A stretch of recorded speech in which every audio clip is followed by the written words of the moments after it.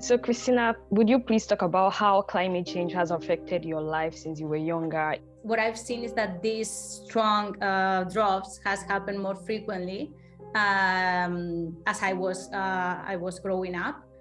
One of the particular things that I've noticed as well, and that it's more pattern as I am now that I am visiting my hometown only sporadically, once or twice a year, is that seasons have changed. So that when we were growing up, floods were low. Now, floods are all over in Accra. When it rains, people struggle to move from one location to the other, and the floods have been destroying properties and taking out lives.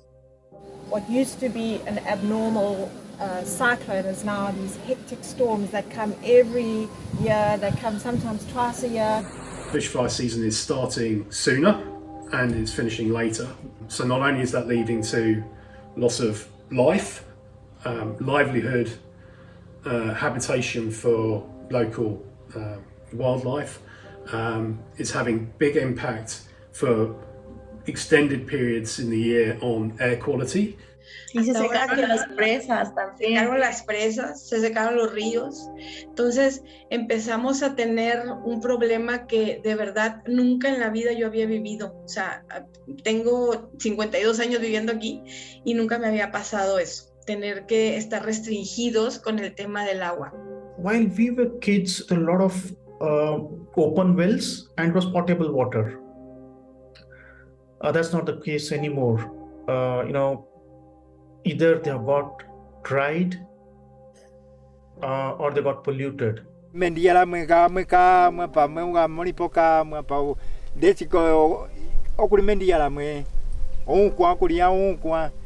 is going every day high temperature, someday suddenly fall. So which is impacting again human life and the agriculture sector. 现在这不说一，然后跟以前的3米5左右，不得有20年水位高，都是干旱，每一年都是5米，有些干旱的地方就是说这个瀑布已经干湿了过夜。Here used to stay people, our neighbors, but because of heavy landslides, sort of being washed away with stones, an incident where 4 people died in. Before the flood is not came, this village is very good indeed. We grow the crop and we keep the animal and so many activities we done in this village. And the time when the flood come, it was affected our animal as our animal are die because there is no grass. And also the food we eat, the crop are destroyed by what? By the flood. And also people are suffering by other diseases which are caused by the flood, and some children are malnourished. Some are in the hospital now, and some are die. So, Omar, how do you think climate change might affect my life in the future?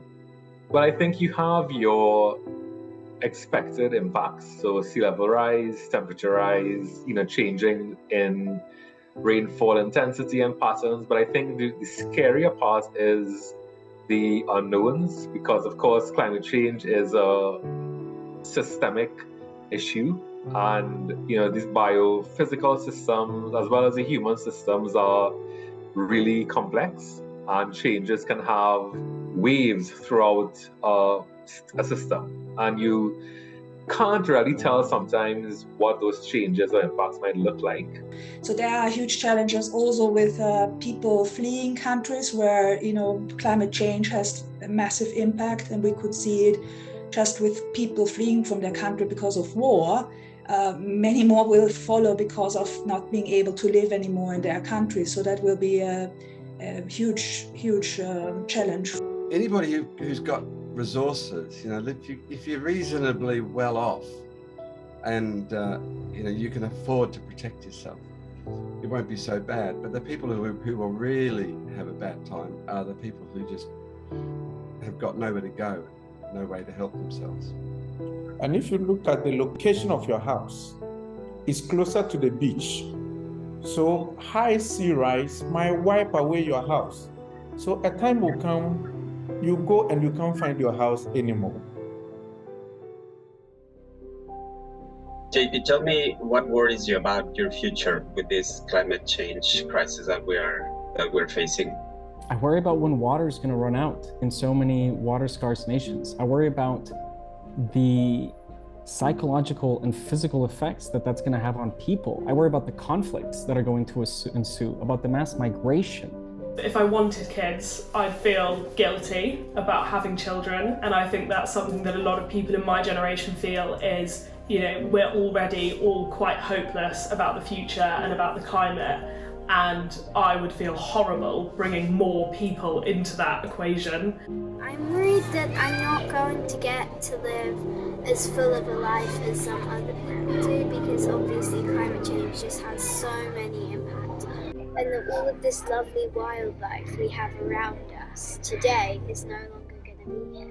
I don't see why not everyone's on board, because I mean, who wouldn't want a better world? Due to the heavy rains we are getting, we are everywhere you go you find stagnant water, of which that water is the breeding place of mosquitoes, and that is malaria to the society, to the people around, cholera and so on. And then another thing, when it overrains heavily, you find the rain is washing away the soil, the topsoil, which is the fertile soil. So in some years to come, we shall fail to get where to do farming from. I think there's a real danger of kind of nationalism and kind of we'll protect ourselves. You end up in this haves and have-not society where the have is a livable environment, and that's a scary future. How do you feel about the world that you're inheriting? I feel angry about the world I'm inheriting. When you were growing up, you had dreams, you had things you wanted to do, and you had the privilege of actually building that life for yourself, and I want to do that as well. And I feel like the actions of your generations and generations before you are stopping my dreams from coming true. I feel very frustrated and also worried about the future my generation is inheriting. We have been left a world where people are putting profit over people, and where we have stopped listening to First Nations and Indigenous voices on caring for land. Those that have known about this for a very long time have purposefully made sure to keep it under wraps.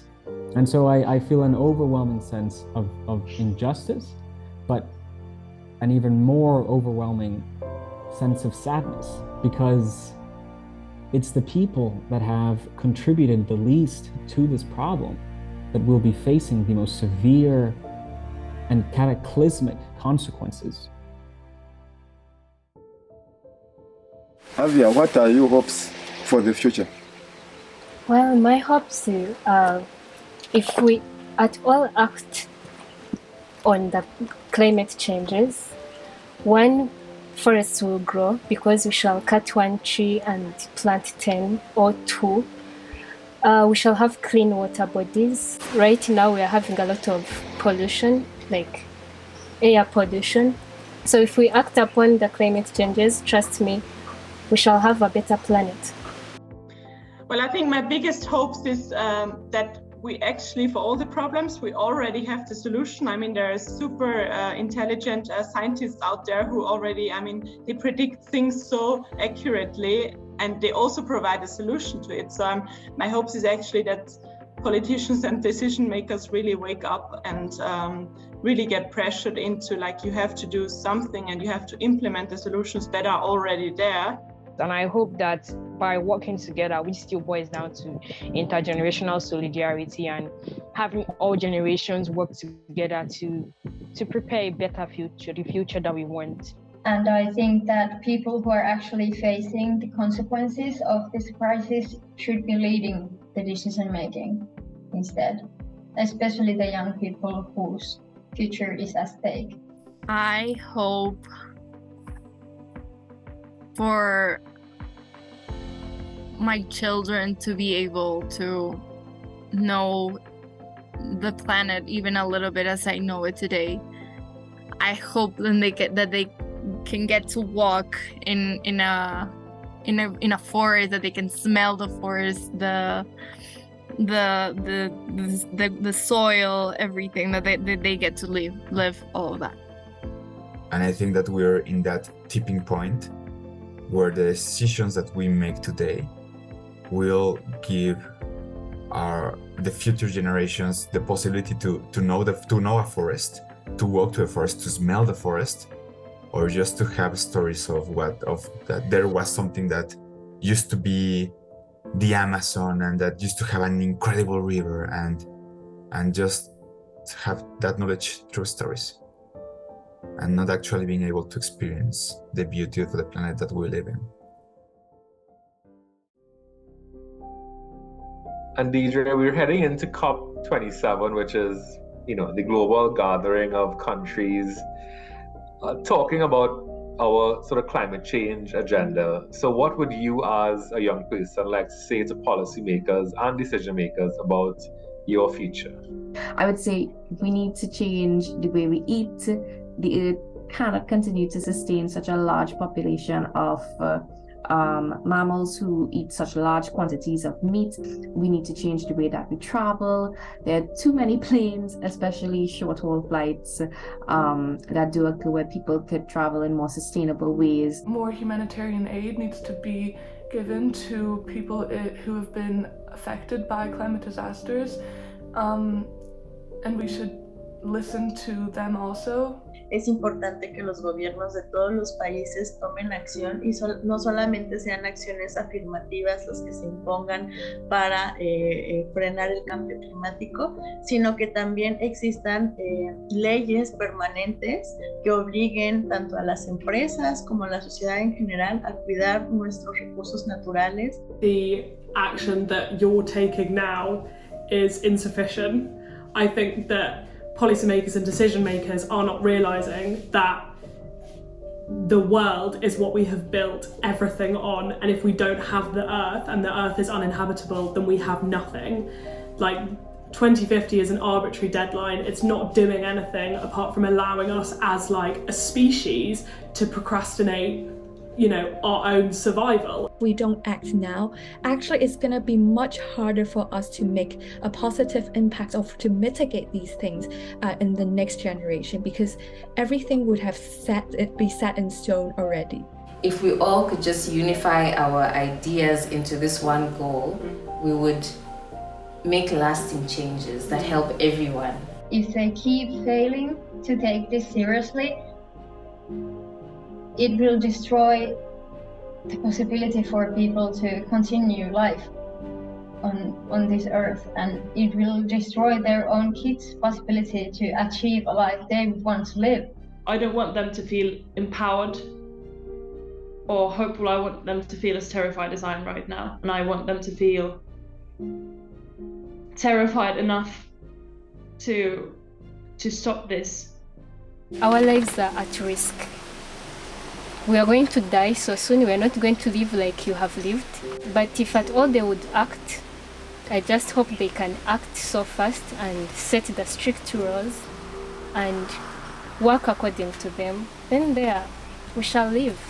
A lot of clinics have been full of malnourished children. We need to do something, and we must start now. We are with you, but we are looking for that bold leadership that puts self-interest on the other side. People and lives and families need your help, because we're not taking this seriously enough, and we need to take climate change and the emergency that represents seriously enough. And as you're sitting down in those negotiations, and as you go back to your country and try to plan public policy on climate change, keep in mind that responsibility may not be to your voters, it's with your family. And what do you want to tell your daughters, your nephews in 10 years when they ask you, what were you doing when you went to the COP? What answer do you want to give them? Take action, because our planet is dying around us. me and my generation, we're taking more action than they are, even though that they have the science that we don't. What are they doing? They're just sat around in meetings deciding what they could do. They're not actually doing it. We are sick and tired of waiting while we see the impacts of climate change around us. And so I call on leaders at COP to be making the decisions to fight for us and to fight for our future, and to those currently being affected by climate change.